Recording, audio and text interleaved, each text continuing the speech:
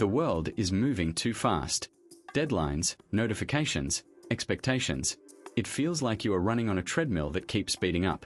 You feel anxious not because you are weak, but because you are overstimulated.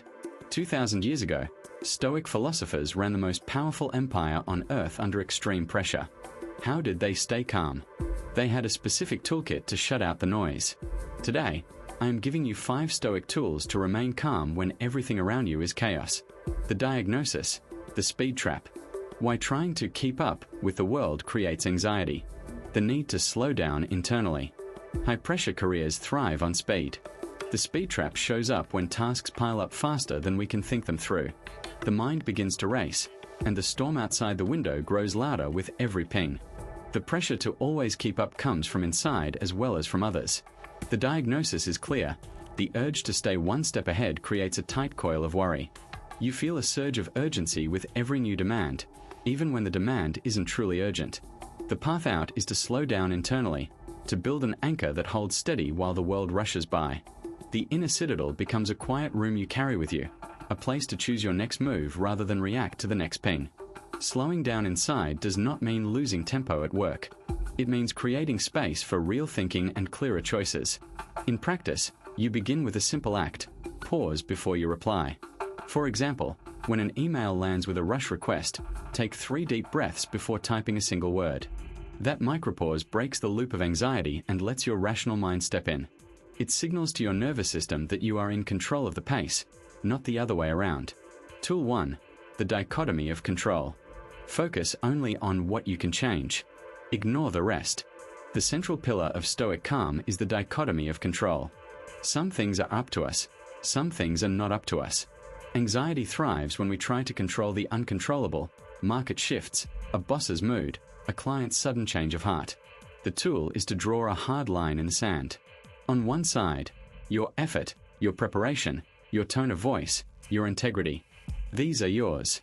On the other side, the outcome, the applause, the criticism, the economy. These are not yours. When you feel the chest tighten, stop and ask, what can I control right now? Focus entirely on that list. Then ask, what is not up to me? Visualize putting those items in a box and setting it on a shelf. You don't ignore them. You just accept that you cannot force them. This releases a massive amount of mental energy that was tied up in worry. In a high-pressure meeting, you control your argument and your composure, not whether they sign the deal. When you accept this, the fear of the result fades, and the quality of your performance actually goes up because you aren't paralyzed by the stakes. Make it a habit.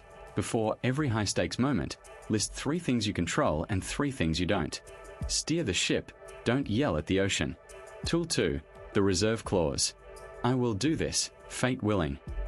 Stoics didn't promise outcomes, they promised efforts. This is the reserve clause. I will sail across the ocean, fate willing. It means you set a goal, but you add a mental asterisk that acknowledges reality might intervene. In a modern career, it sounds like, I will lead this project to launch, if nothing prevents it. This sounds like a hedge, but it's actually armor. When things go wrong, and they will, you aren't crushed because you already accepted that the outcome wasn't guaranteed. You detach your self-worth from the result. If I get the promotion, good.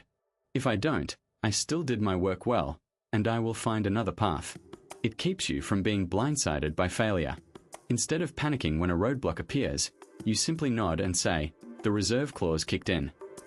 Then you pivot. It turns expectations from rigid demands into flexible preferences. You still work hard, but you don't shatter when the world doesn't cooperate.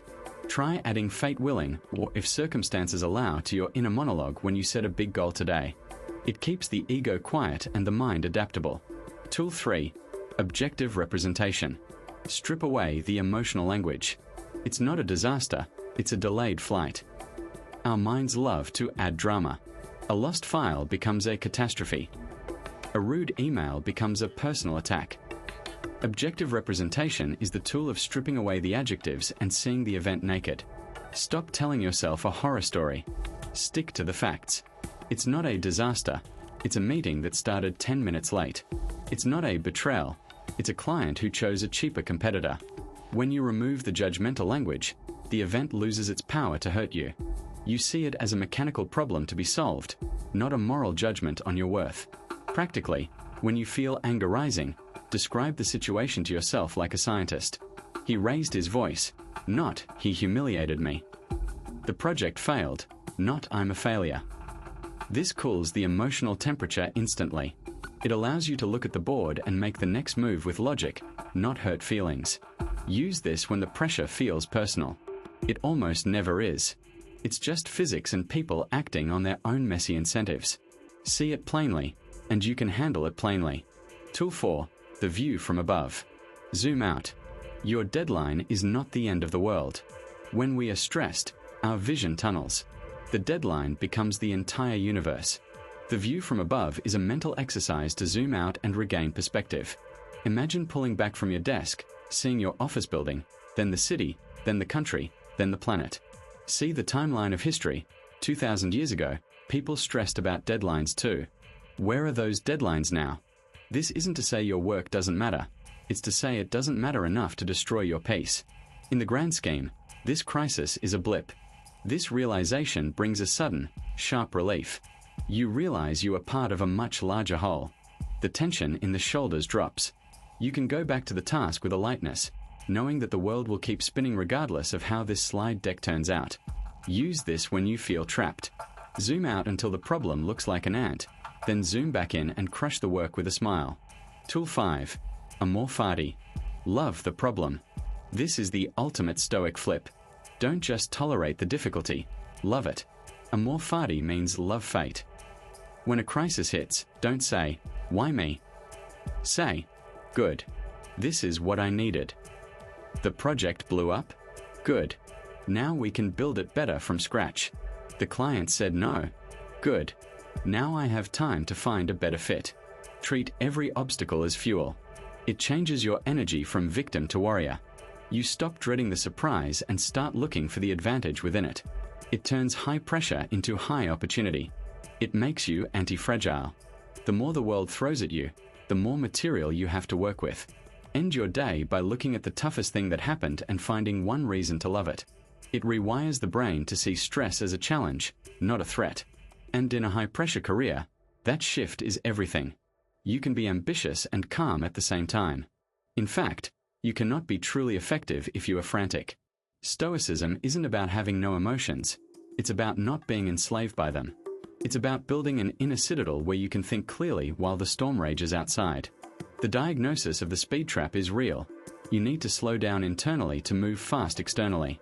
Use the dichotomy of control to focus your fire. Use the reserve clause to bulletproof your hopes. Use objective representation to clean up your thinking. Use the view from above to shrink the stress. And use amor fati to turn the pressure into fuel. If you treat calm as a practice tool, like a reliable anchor in a churning sea, the more your heart rate settles, the more precise your choices become, and the easier it is to guide others through pressure without losing your own footing. Let me sum this up in a way you can carry into the next high-pressure moment. The anchor is your breath and posture, a 3-breath reset to quiet the body when the heart starts to race. The storm outside the window are thoughts and pressures you can't control. Watch them pass without chasing them. The inner citadel is the quiet routine and boundaries you build day after day to stay upright when the heat turns up. Focus on what you can influence: your choices, your effort, your response. Treat setbacks as data, not verdicts, and use them to improve. If you're watching this after a tough day or right before a big presentation, you're not alone. The heart rate may still drum, but you can choose what to do next, and one small, calm action can beat a dozen rushed moves. Now try this in the next minute. Breathe in for 4 counts, out for 6. Jot down one thing you can control, one thing you cannot, and one concrete action you'll take in response. Do it, and feel the day tilt towards steadiness. In future videos, we'll drill deeper into practical rituals for meetings, negotiations, and leading with calm under fire. Your calm is a tool you carry through every deadline and decision. The storm will keep raging, but the anchor holds. See you in the next video.